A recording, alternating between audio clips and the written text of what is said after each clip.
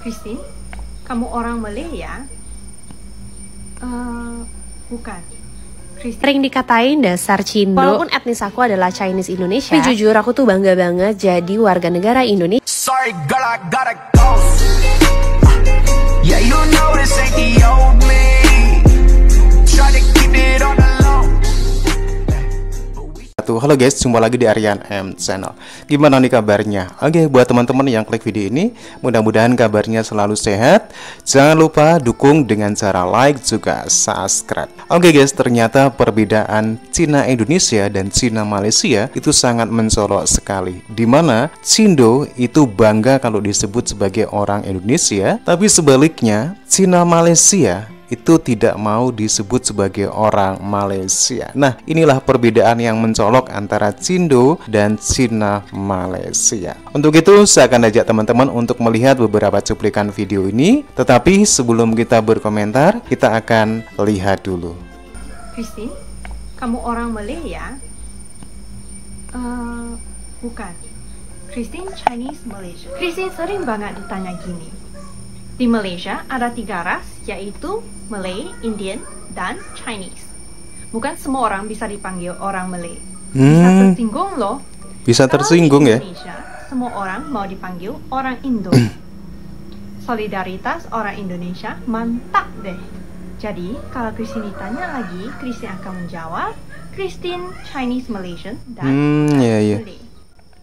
Perasan tak yang orang Cina agak susah untuk terima Melayu dalam semua aspek? Kata kaum Cina di Kelantan dan Terengganu juga susah nak undi parti Melayu, apatah lagi parti Islam. Meskipun gaya hidup mereka di sana persis orang-orang Melayu. Sebabnya satu saja, kerana kaum Cina memegang ekonomi negara. Mana-mana kaum yang memegang sesebuah ekonomi negara tidak akan mudah tunduk dan memberi mandat kepada kaum yang tidak menguasai ekonomi negara. Seperti kaum Melayu. Sesungguhnya kaum yang memegang ekonomi negara adalah kaum yang kuat. Takkan mereka nak dengar pada kaum yang tidak boleh menguasai ekonomi negara. Buatlah baik macam mana pun, bantulah macam mana pun, bukan mudah untuk mereka memberi mandat kepada parti yang didominasi oleh orang Melayu. Itu sebabnya penting untuk kaum Melayu mengimbangi ekonomi negara. Maka ini saatnya untuk kita berubah bersama-sama. Sering dikatain dasar Cindo. Walaupun etnis aku adalah Chinese Indonesia, tapi jujur aku tuh bangga banget jadi warga negara Indonesia. Setiap jalan-jalan ke luar negeri, pasti aku selalu bawa satu kain batik. Bahkan di hari pre-wedding aku tuh pakai kebaya secantik ini. Biasanya di pernikahan Chinese itu jarang banget pakai kebaya. Semakin aku explore, semakin aku jatuh cinta sama Indonesia. Mulai dari alamnya, orang-orangnya, dan budayanya. Untuk berkontribusi ke perekonomian Indonesia, aku membangun skincare merek lokal. Emang sih mungkin kontribusinya tuh masih sangat kecil, tapi aku berharap industri kecantikan lokal bisa semakin berkembang. Pokoknya sesama lokal brand itu harus gotong royong dan support satu sama lain. Semangat ya untuk para brand lokal. Meskipun terlahir sebagai kaum campuran, aku tetap bangga bahwasanya aku menjadi bagian dari keluarga Tionghoa di Jawa. Hi everyone, aku Sally Go. Selamat datang di Curhatan Cindo episode kelima, di mana aku bacain curhatan-curhatan kalian. Kalau kalian pengen curhatannya dibacain juga, bisa klik di link di bio aku dan submit curhatan Cindo kalian ya. Di episode kelima ini ada Yeremia Satria. Thank you so much Yeremia udah submit curhatan Cindonya. Curhatannya adalah, hello Ciseli, halo juga. Perkenalkan, namaku Yeremia Satria dari Sidoarjo, Jawa Timur.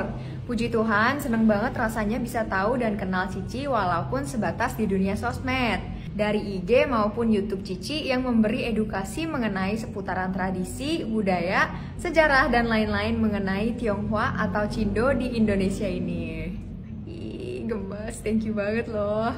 Aku juga punya darah campuran dari kedua orang tuaku. Garis Chinese atau Tionghoa diturunkan dari mama, margaku Ong atau Wang, Wong, Oi, Pong, dan almarhum papa asli Jawa. Wih, akulturasi juga nih. Dari episode-episode sebelumnya banyak yang akulturasi ya kebudayaannya. Aku lanjut lagi ya. Dia bilang, kemarin ketika skripsi, aku mengangkat tema kajian mengenai serbuan Demak ke Majapahit yang berpusat di Trawulan tahun 1400 Saka atau 1478 Masehi. Ketokohan Panembahan Jinbun atau Raden Patah yang nama Chinese-nya Tan Jinbun atau Chen Jinwen, dan peranan orang-orang Tionghoa pesisir di abad 15 sampai 16 Masehi. Aku bersyukur bahwa meskipun terlahir sebagai kaum campuran, aku tetap bangga bahwasanya aku menjadi bagian dari keluarga Tionghoa di Jawa dan secara umum di Indonesia dari keluarga marga Ong ini. Mungkin aku sudah jauh dari adat, tradisi, dan budaya Tionghoa atau Cindo pada umumnya. Tapi jangan pernah anggap kaum seperti kaum ini bukan bagian dari leluhur kami yang Tionghoa itu. Wabil khusus pun terhadap sesama saudara Cindo atau Chinese juga. Satu quotesku buat Cici dan bahkan semua saudara-saudaraku yang Cindo maupun campuran atau peranakan, sekalipun kamu lupa akan tanah leluhurmu atau leluhurmu, tetapi jangan pernah abai terhadap ajaran-ajaran leluhur serta kebaikan sesama saudara-saudara sedarah sebangsamu. Kapan-kapan agendakan meet up di Sidoarjo dan Surabaya ya, Ci. Oh my god, thank you banget udah submit curhatan Cindo. Kali ini, episode di kali ini lumayan panjang dan cukup spesial ya. Dan benar banget yang tadi Yeremia bilang, Raden Patah itu juga ada keturunan Chinese-nya dan punya nama Chinese yaitu Tan Jinbun. Keren banget, udah angkat skripsi mengenai hal ini ya. Oh ya, dia juga ada pesan, tetap angkat terus mengenai sejarah dan kebudayaan leluhur Tionghoa kita agar tidak kepaten obor dalam menghadapi masa-masa sulit di kemudian hari. Historia Vitae Magister. Wah, ini cinta bahas sejarah ya kayaknya. By the way, kepaten obor itu apa ya? Nanti aku harus googling dulu nih apa nih maksudnya. Pinter-pinter banget ya followers aku. Semoga semangatnya ada terus dan mau ditanamkan ke generasi berikutnya ya. Gimana menurut kalian mengenai episode kali ini? Coba kalau ada komentar untuk Yeremia, boleh banget komentar di bawah. Dan sampai ketemu di episode Curhatan Cindo selanjutnya. Tentang kenyataan Profesor Emeritus Datuk Dr. Teo Kok Siong dalam akaun TikTok yang bernama The Merdeka Times yang mengkritik sekolah vernacular. Dalam TikTok ini, beliau mendakwa orang Cina yang belajar di sekolah Cina. Saya quote sini ya. Tidak pandang tinggi. Mereka pandang menghina kepada orang Melayu. Mereka mendapati bangsa Melayu adalah bangsa yang tak berkebolehan, tak pandai, tak pijak seperti mereka, malas dan sebagainya. Sebab apa mereka nak belajar bahasa Melayu dan berintegrasi ke dalam masyarakat Melayu? Dan Sri Yang Dipertua, saya dan ramai ahli-ahli berhormat di Dewan ini belajar di sekolah Cina. Kami tidak pernah diajar untuk memandang rendah orang Melayu. Kenyataan Profesor Dr. Teo Kok Siong ini memang memutabalikan fakta dan melaga-lagakan hubungan di antara masyarakat Melayu dan masyarakat Cina. Ini adalah hasutan. Kenapakah kenyataan yang rasis dan berputar pelik ini tidak disiasat oleh PDRM? Saya juga menyeru Kementerian Pendidikan Tinggi memberi amaran kepada pensyarah-pensyarah yang rasis dalam institut pengajian tinggi di negara kita.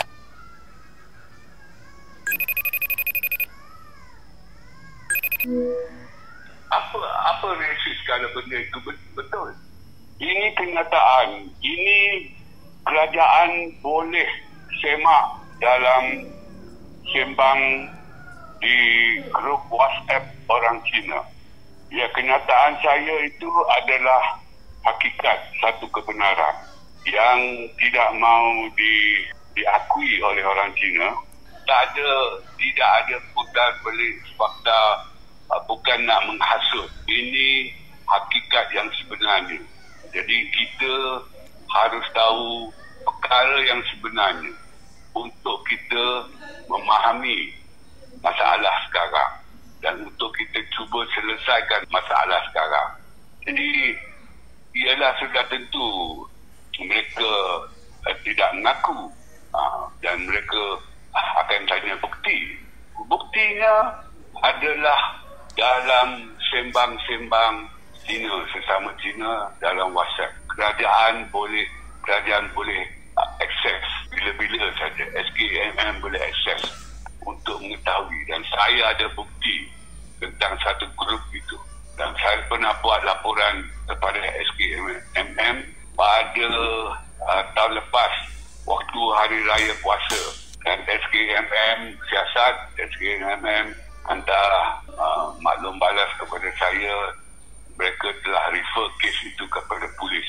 Mereka masukkan saya dalam grup itu tanpa persetujuan saya lah. Dan bila mereka masuk saya dalam grup mereka itu, mereka ada tujuan lah untuk macam menyerang saya. Jadi mereka serang saya habis-habisan lah. So maksudnya perkara ini perkara biasa dalam grup eksklusif Cina. Sesama Cina itu mereka sembang macam-macam lah. Mereka memberi sebab mengapa bahasa Melayu itu tak penting. Tersakok sendiri pernah berkata kan, dalam satu seminar di Parlimen pada tahun lepas bahawa bahasa Melayu tidak ada nilai ekonomi bila dibandingkan dengan bahasa Cina dan bahasa Inggeris. Betul, tetapi bahasa Melayu ada nilai kenegaraan. Itu penting. Itu harus difahami oleh semua rakyat Indonesia.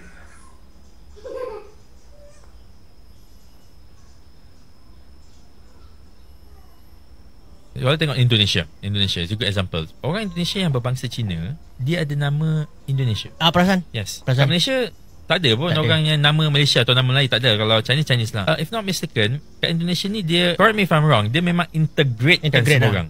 Dekat Malaysia dia more like you boleh hidup bersama, bersepadu tapi tidak integrated. So nama Cina, nama India, nama Melayu. Tapi kat Singapura, kat Indonesia susah unless kau tengok muka dia. Nak tengok muka pun tak tahu ini Cina ke Melayu ke, mix ke macam mana. Kalau tengok dekat TV dia tu, movie dia tu memang dah bercampur-campur lah. Dia dah campur lah dia punya perkahwinan tu. So lagi susah nak perkataan tu asimilasi dia assimilated. Yes. Assimilated. Yes. Dekat Malaysia tak. So dari segi tu memang akan ada perbalahan lah. And then perbalahan ni makin lama makin teruk, I tengok memang membimbangkan lah. So that's why for them untuk tinggalkan Malaysia tu dia macam tak masalah. No, bukan nak criticize them. I understand why they doing it. And then for us pun, kalau you dapat offer Nazri, okay, bagi contoh lah Thailand, maybe the Chinese can go to the Singapore dan reside kat sana. Maybe the Malays boleh pergi ke Thailand. Contoh lah, let's say ekonomi Thailand pun hebat, jauh lebih hebat dari kita, dan dia pun ada banyak orang Islam kat sana, kat selatan Thailand tu. Ekonomi dia bagus. Gaji you kat sini RM10,000, gaji kat sana RM30,000. Salah ke you nak pergi sana? Tak salah langsung. Tak salah. Oke teman-teman ya, demikian perbedaan yang mencolok sekali antara Cindo dan Cina di Malaysia, di mana Cindo itu lebih bangga kalau disebut sebagai orang Indonesia, tetapi tidak dengan Cina di Malaysia. Cina di Malaysia itu tidak mau disebut sebagai orang Malaya ataupun orang Malaysia. Kenapa hal ini bisa terjadi? Karena orang Cina tidak mau tunduk kepada Melayu. Satu contoh, sekolah vernakuler, tentunya hal ini berhubungan dengan bahasa, di mana sekolah ini minim sekali mempelajari bahasa Melayu. Karena kenapa? Karena bahasa pengantar di sekolah itu bahasa Cina. Inilah sebenarnya yang tidak dikehendaki oleh kaum Melayu sebagai kaum mayoritas di sana. Dan tentunya ini tidak terlepas dari asas pembentukan negara Indonesia berdasarkan asimilasi, Malaysia berdasarkan integrasi, di mana seluruh masyarakat Indonesia, tidak itu Cina ataupun yang lain-lain, itu mampu untuk bisa berbaur dan merasa semua itu orang Indonesia. Hal ini tidak terjadi di Malaysia, di mana di Malaysia sekat-sekat antar kaum ini terlihat sekali. Oke teman-teman ya, demikian. Bagaimana menurut teman-teman? Silakan teman-teman bisa berkomentar.